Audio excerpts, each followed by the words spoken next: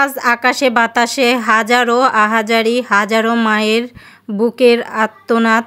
এই আর্তনাদ যেন কিছুতেই সহ্য হচ্ছে না। আকাশ ভারী হয়ে উঠেছে এই সব আহাজারিতে। এই মায়েদের কিভাবে সান্ত্বনা দিবে, কিভাবে শান্ত হবে তারা?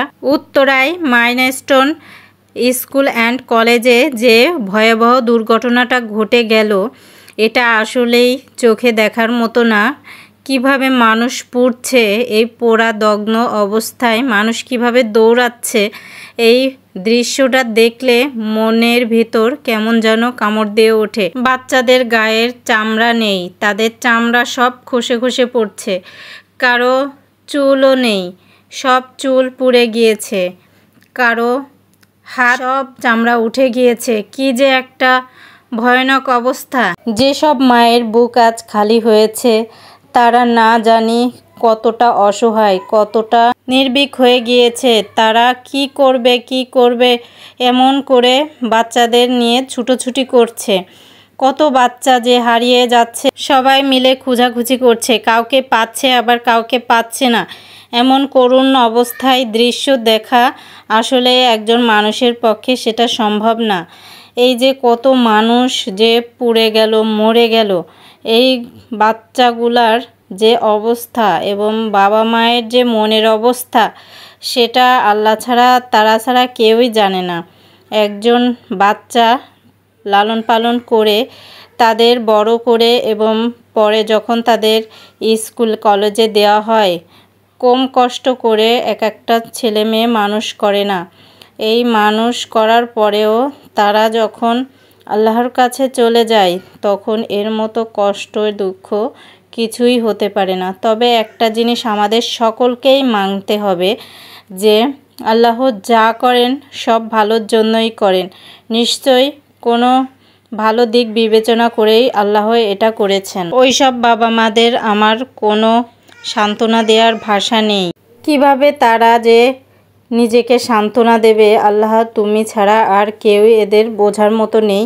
তুমি ওদেরকে ধৈর্য ধারণ করার তৌফিক দান কইরো। যে বিমানটা বিধ্বস্ত হয়, সেই বিমানের যে পাইলট, তিনিও কিন্তু কম চেষ্টা করেননি।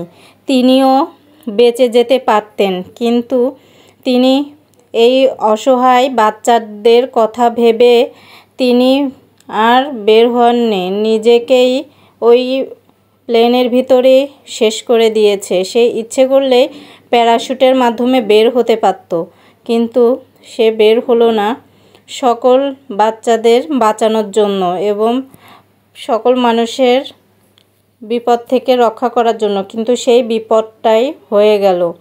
সেই লোকটাও আর বেঁচে নেই। সে বিয়ে করেছে মাত্র এই 6 মাস। 6 মাসে মানুষের কত স্বপ্ন আকাঙ্ক্ষা থাকে, সব স্বপ্ন আজ ধূলিসাৎ হয়ে গেল। কিভাবে তার প্রিয়তমা কাটাবে তাকে ছাড়া দিন? তাকে ছাড়া তো সেও অসহায়। আল্লাহ ওনাকেও ধৈর্য ধারণ করার তৌফিক দান করুক। ওই বাচ্চাগুলোর ভিডিও যখন সামনে আসতেছে, কি বলবো, নিজেকে কন্ট্রোল করা দায়। কি অবস্থা সবার, এক একজনের একদম সম্পূর্ণ শরীর পুড়ে গেছে। স্কুল ড্রেস পর্যন্ত পুড়ে যে সাদা চামড়া বের হয়ে গেছে শরীরের। কি যে অবস্থা, দেখে আমার মাথা ঘোরাচ্ছে।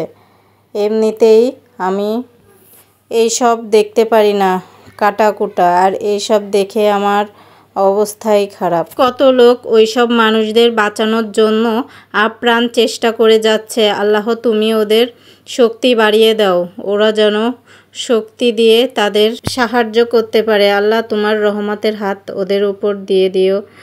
যারা বেঁচে আছে আল্লাহ তুমি তাদের সুস্থ করে দ্রুত তাদের মায়ের বুকে ফিরিয়ে দিও। এই মা কত জানি কষ্ট করেছে জীবনে, আর আরও কষ্ট হচ্ছে তাদের। আল্লাহ তুমি এসব কষ্ট সইবার তৌফিক দান করো। সর্বোপরি আর কি বলবো, সবাই দোয়া করি আমরা যারা এরকম মুমূর্ষু অবস্থায় আছে, আল্লাহ যেন তাদের দ্রুত শেফা দান করে, তারা যেন দ্রুত সুস্থ হয়ে তাদের নিরে ফিরে যেতে পারে। এটাই আমার আশা এবং কামনা। সবাই দোয়া করি আমরা। আমিন।